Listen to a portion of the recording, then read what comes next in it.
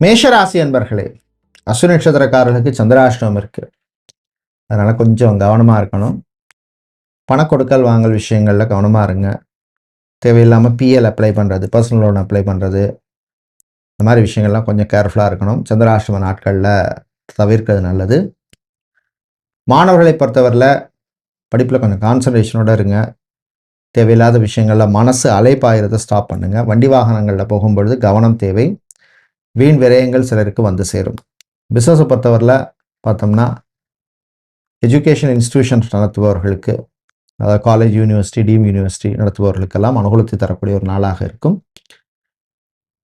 பெண்களை பொறுத்தவரையில் ஆரோக்கிய விஷயத்துக்கு இம்பார்ட்டன்ஸ் கொடுங்க. வாழ்க்கை துணை வழியே சில நல்ல விஷயங்கள் நடக்கும். ஆண்களை பொறுத்தவரையில் தாய் தந்தையருடன் மோதல் வேண்டாம், விட்டு கொடுத்து போகிறது நல்லது. மாலை நேர அல்லது இரவு நேர பிரயாணங்கள் தேவையில்லைன்னா அவாய்ட் பண்ணிக்கோங்க.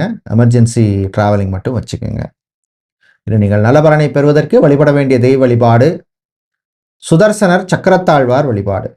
துளசி சாத்தி வழிபடுங்க. அதிர்ஷ்டமான நிறம் பச்சை, அதிர்ஷ்டத்தை தருகின்ற எண் 7.